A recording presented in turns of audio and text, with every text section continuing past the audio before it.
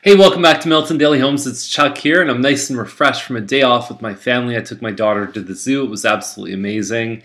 And now, all of my training, everything has led me to this point where I'm doing 37 listings today. Normally, I'll send out a link when the list is this big, but let's get right to it. The first one up, 3224 Steeles. It's at 209, and the pictures say it all. It's very run down. It's in a triangular piece of land where there's a whole bunch of old townhouses. It backs onto train tracks, but it's cheap, right? And it's a two-bedroom. There's two bedrooms upstairs. There's basically a kitchen and a living room on the main floor. You could rent these and make a little bit of money. They're not bad investment properties, but I would look at them. They're not the prettiest thing, and that's the difference when you're an investor. You have to look and say, what do the numbers say compared to what I live there, what would I do? Totally different story. Bronte Street number 23 is at 255.5, and it's got a renovated kitchen, and I think it's almost like they've taken some of the walls out. It's nice. To me, this is a good listing. It looks clean, simple, tidy. 255 on the maintenance fees is a little bit lower than you find in some of the other complexes. So nice stuff. Cost again $259 for a one bedroom. You can find the one bedrooms cheaper. You pay a bit for the view here. They could have taken some crap off the countertops. And I don't know, I'd sort of gravitate. If it was just a one bedroom, I'd kind of think about 240, 250 might be the right range for this one. Ambrose, same thing, a little bit high on this one. It's just under 1,300 square feet. It's an end unit. There is no backyard. It's a front yard plus a balcony. And it's a nice floor plan. It's, the dark cabinets, everything looks good here. The counters look upgraded. I just don't know if they're going to get that kind of money for this one. If they did, it would definitely raise the bar for the whole market on those three-story townhomes. Farmstead, $399, and I've talked before about almost everything in Farmstead that I see listed, in my opinion, is overpriced, and I think this one definitely follows the trend. It looks a little bit narrow because of the way the pictures were taken, and I don't think that's going to help them at all. And there is a condo fee beginning April 1st of 2013 of $58 a month, even though it's not technically a condo. It's for garbage removal, snow removal as well. So anyways, it's still something. It's basically a freehold with just that little thing attached to it. $415 for this one here. Now I like this floor plan a little bit better. There's a smaller bedroom upstairs that I wish it was just a touch bigger because the master's massive, and then there's this little teeny room. There's your ensuite, and it does back onto no neighbors. It looks like it has a walkout. That's going to help them, and I know that we've had, I think, one or two pretty decent sales in this complex. These guys may get this one, and it looks like it's immediate possession too. Fitzgerald is at $419. It's a semi-detached, about 1,500 square feet. That's what you see when you walk in the front door, and then you go past, and you've got a kitchen with an eat-in. Decent upgrades inside, and you've got your finished basement here too. High side affair. I mean, there was one that sold not far from here in the fours, but at $419 they may just be pushing it a little bit. Irving Terrace, pie-shaped lot, and so we've got an 1860 square foot home, and nice photos here, nice presentation. It's bright, very, very well done. It's staged. I mean, this is how you do it, ladies and gentlemen. This is the way that you sell a house, and it looks good. I like the extra lights in the kitchen. I would open those blinds up a little bit more, but $428,900. This basic model goes between $410 and $420. It's got 4 bedrooms plus a laundry upstairs. That's a very strong pick, and Irving's a nice street too. So these guys are rocking it. Van Fleet is $429, 1,500 square feet. And it's a nice open concept design. There's 3 bedrooms plus laundry upstairs. This is a completely separate room at the front of the house. And you can see they've done the center island design, which is nice, but you do lose the eat-in kitchen ability with that layout. It seems okay. Most of these models are closer to the sort of 410 mark right now, and 400 to 410. So it's a little bit of a stretch in my eyes.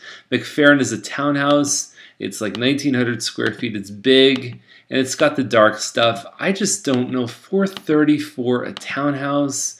I don't like. For me personally, I think there's better options. Black Drive, $434,900. And so it's a link. It looks like it's linked only by the garage, maybe a non-interior wall. I don't know if that area is particularly large. Even when you look at the size of the ceiling fan, it might be a tough space to lay out. And the darker parquet is still parquet, and that can be a tough sell for some buyers. It'd be a bit of a tricky one, that one there. Yates is about 435, and so it's a finished basement. I think it's about 1,900 square feet. It's long and narrow, and they do have that basement, which definitely helps them. They might be on track, but I still look at something. I would take Irving over any of this stuff by far. Jelinek 469, and it's a 1,600 square foot townhouse. It looks like it has nice upgrades, and I don't think the kitchen's that big. I think they stretched that photo out, and you can see that you've got a small front room in right at the when you first walk in the door. There's your little loft area, and there's a couple, there's 3 bedrooms in addition to the loft. This one's actually looking good. It's the 9-foot ceilings definitely helped this one. It's a good listing. It's probably not going to last very long. Laurier, very nice surprise here, 475.9, and it's a double car garage. It's 3 bedrooms, but we don't often see the double garages come in below about 499, at least lately. And so this one here's got some nice hardwood flooring. It's a decent kitchen layout. It's got a lot of things that I think people will want. Now Laurier probably takes a hit of between $10,000 and $15,000. But even when you look at a 102-foot piece of property, 102 feet deep, nice stuff. Really, really good. Lederman is at 488, and so it says about 1,750 square feet. And it seems like there's a lot going on in this room here. How do you even get around the table? It seems like there's just a lot of stuff happening. Great looking upgrades. Moldings in every room. If you notice, you can see every picture has got moldings right almost in the same spot on the photo. And you probably have to put your own fence in. 488 on this one. It's I know that semis are going for 420, 430 now, and that makes sense on detached, but when you actually look at some of these and what they're selling for compared to what they're listing for, 490 for these detached homes that are 1,800 square feet, it's a tough sell. Look at Laurier at 475. So Kavanaugh is actually the same floor plan, and they have a room in here that, what is that? I don't know. What do you do with that? Is that an office? Is it a hallway? Is it a walk-in closet? I have no idea, but it looks tiny. Look how many, like if those are 4 or 5 inch hardwood pieces, I mean, that is tiny. I don't know what you do with that room. It's a decent looking kitchen though, and you've got the pond behind. So these guys aren't quite as upgraded as the previous ones. They're still not bad, but they've got that pond. So head-to-head battle, it's a toss-up. Based on the pictures, it's a real tough one to call. Turner is at 489. It's nice to see a couple double car garages happening below, like I said, that 499. Bad front picture. It looks like they have a mural of some kind of water on the wall. The big thing is this one, the main floor, that's all you get. You get one room here, and then you get an eating kitchen. You got a ton of hats up top. They should have taken the border down. A couple things they could have done just to tweak it for the listing, but that's a great shot of what you get with this house. Bedrooms upstairs are decent, but you've really got to work within the constraints of these 2 rooms on the main floor. And a couple other shots of the kitchen there. There is a finished basement too, so I would think that they'd want to devote one of those 9 pictures to a shot of the basement, but that's going to help them.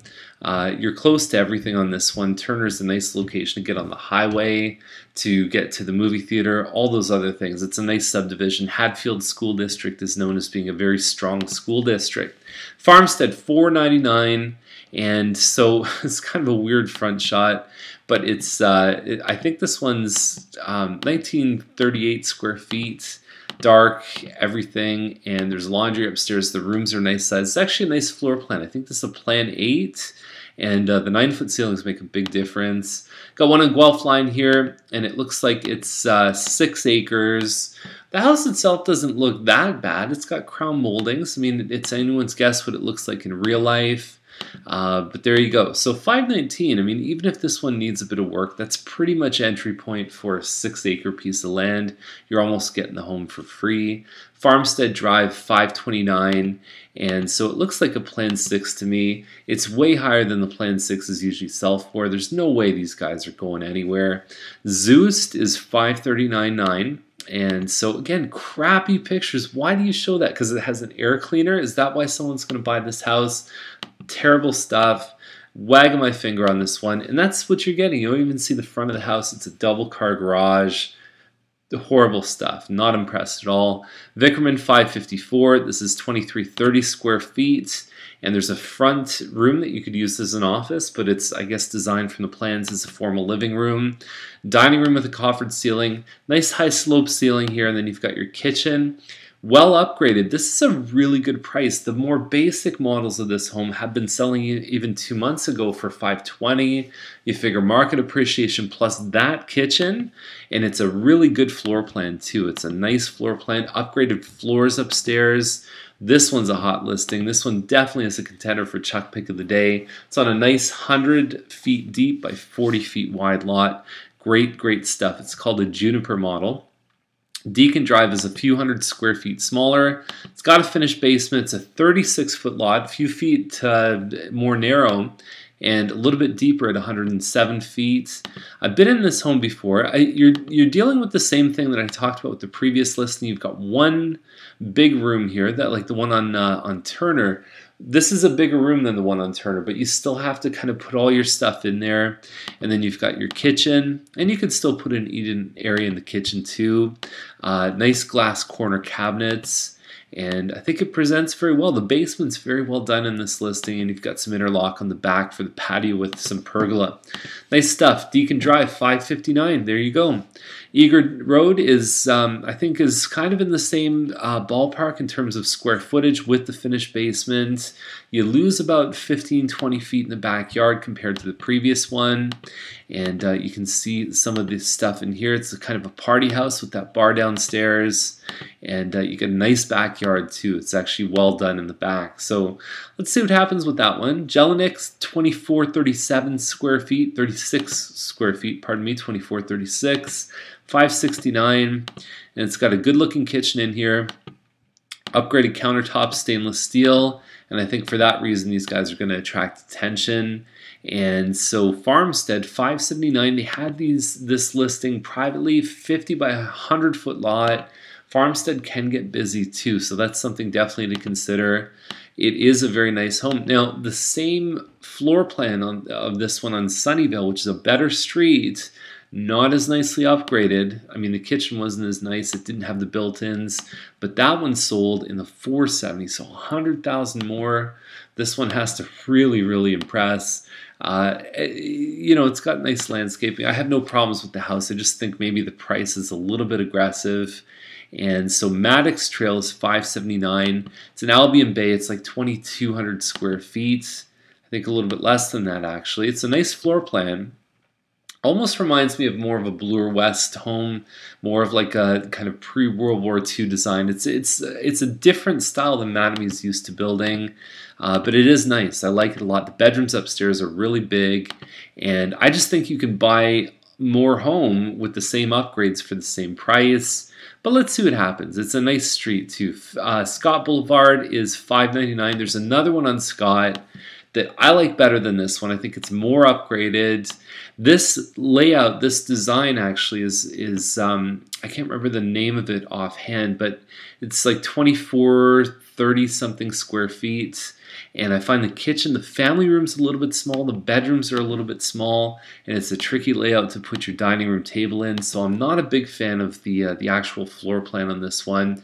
The Chester model, that's what it's called. It's in the description here. Fitzgerald, nice big 3,000 square foot home, and you've got your stone and brick, nice high ceilings on this one, open, and the kitchen looks nice. Although the dishwasher, I would have said, hey, you know what, change that up, change the hood fan. All in, you're probably less than $1,000. You've got so much else going on that's good with this one. You just want to finish that off. California shutters, crown moldings. The driveway was not cheap to put in. It's all brick. I think this one's going to attract attention. It's a nice price for this size of home. Dublin line is at $699. You're on a 105 by 204 foot lot, so you're half an acre basically.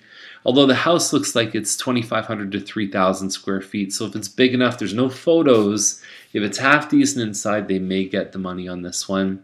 Dalgleish is $739. It's 3,326 square feet. It's called a Livingston, and so it's got that open feeling like we talked about, like the previous one there. The counters have been upgraded. There's a neat hobby room just off the kitchen that I really like, and you've got a third-story loft which could be used as a home office. It looks like a little practice studio right here, a video game room. It's like having a finished basement on your third floor, which is pretty wild, and it's a good floor plan. So $739. Now somebody just bought the one. There was one that was backing onto green space and sided onto no homes, and it needed some upgrading, some finishes, but they were listed at like $669. So I would have rather taken that home, built it up, done the stuff that you needed to do in it, than to look at this one on a normal subdivision lot. Now we're going to see this model again probably in a couple listings. Tuxford is 3,700 square feet with a finished basement, and it's got a decent, it backs onto green space. I don't think there's anything wrong with it. It sides onto Trudeau, which can get a little bit busier. But when you look at this one, there was one with a pool in a pie-shaped lot that sold at $825 recently. So at $750, I don't think they're that far off. This one's never really struck me as being one that was totally off on price, but it's been listed over and over again, and it never seems to sell. So I wonder if there's something else going on with that one. Bayless Court is at $839. This is another Livingston model, same one as the $739. And so you're talking about, it looks like a wider lot, but it backs onto green space, a little bit more upgraded inside. And you've got that third-story loft on this one as well, which would have been one of the pictures that I would have said would have been a good one to include in this one. I think it's a tough sale at $840. This one here is about 3,500 square feet. Looks like a 57 by 101 foot property, and it's pie-shaped. I'll wait for the photos on this one because there's a couple doors down, a few hundred square feet bigger at $899. So these guys might compare really well to that one. Cunningham is at $949. So we're going to finish today's episode with a couple big bungalows. So if you can rip out $1 million on a bungalow, there's a couple good ones here, and so a lot of outside shots. Looks like an open floor plan here. The kitchen, those are Wolf appliances, very nice. It's big enough. It's got a nice floor plan. It's a good entertaining kitchen. You get that one for $949. It's around 15 Side Road in Guelph. So this one here is 15 Side Road in Second Line, $975, so a little bit further, I believe, west of that one. And you're getting more land, but the house I don't think would be as nice. And then you've got Cedar Trail here, and so that's 1.125. And over in Tuscany Ridge. So triple car garage, detached, and my big joke here is that's where the husband stays when he gets in trouble. And you're on about 2 acres on this one here too, and it's a nice looking piece of property. So that's the list for today. 37 listings. I did it. Hope that was okay, and we'll see you tomorrow with more Milton Daily Homes. And if you need our advice, definitely sign up to meet me at Starbucks, and we'll chat a bit about your plans. We'll give you some great advice that's really designed to keep you safe. Have a great day.